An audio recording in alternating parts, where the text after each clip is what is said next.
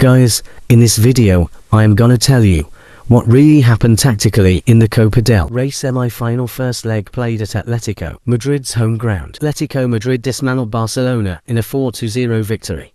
But beyond the scoreline, this was a fascinating tactical battle, one of structured discipline versus positional ambition. So what exactly were the tactics from both sides? Let's dig in. The starting shapes. What was most impressive was just how clear Atletico's out-of-possession game plan was. Based on the lineups, they started in a 4-4-2 with Musso in goal, Lamine, Pubil, Hancko, and Ruggeri forming the defensive line, Simeone and Lookman wide in midfield, Llorente and Hancko centrally, and Griezmann with Alvarez up front. But that 4-4-2 was only the starting reference, because the moment Barcelona began circulating possession, Atletico immediately shifted into a reactive 5-3-2 defensive block. Simeone dropped back from his right midfield role to form a defensive 5, with Lamine, Pubil, Hancko, and Ruggeri protecting Musso. Hancko acted as the deep pivot, screening passes into Barcelona's midfield.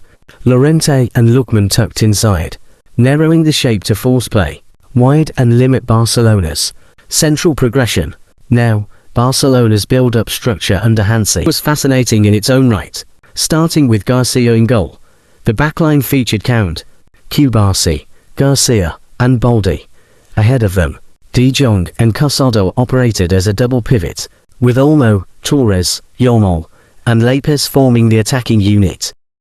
Barcelona's positional idea was to control space, with a 3-5 in possession. Count, Cubarsí, and Garcia rotated to form a back three, with De Jong and Casado as the core of midfield. Progression came through the half spaces via Olmo and Lopez, while Yamal and Baldi provided with the tempting to stretch Atletico's structure, with Torres operating centrally as the highest reference. This is where the match completely shifted. Every time Atletico won the ball, they attacked explosively in a fluid 3-5 transition. In these moments, the back line was secured by Pubil, Hancko, and Ruggeri, while Hancko and Llorente formed a double pivot behind a front line of Lookman, Griezmann, and Alvarez, with Simeone and Lamine pushing into wide channels.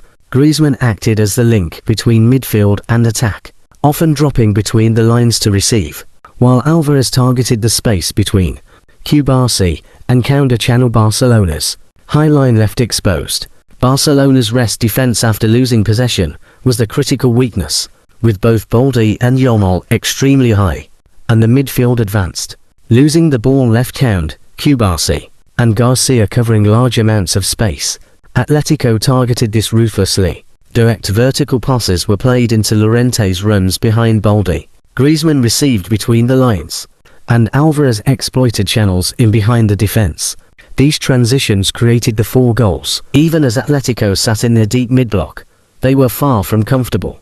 The high volume of saves by Juan Musso denying Fermin Lopez again in the 43rd and 48th minutes showed that while the transition game won Atletico the match, their defensive fortress was frequently breached by Flick's positional rotations.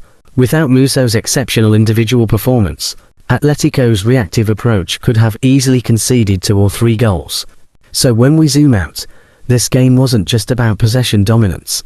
It was about how each team controlled different aspects of the pitch. Barcelona controlled the ball with structure and positional rotation, creating enough high-quality chances to win most games.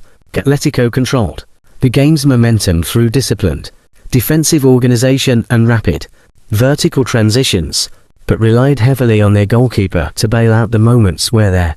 And guys, now heading into the second leg, the question remains: should Barcelona adjust their rest defense to better protect against transitional overloads, or will they double down on their positional system and hope the execution improves? On the other hand, can Simeone afford to let Barcelona create that many chances again, or was this a lucky 4-0? Let me know what you think in the comments.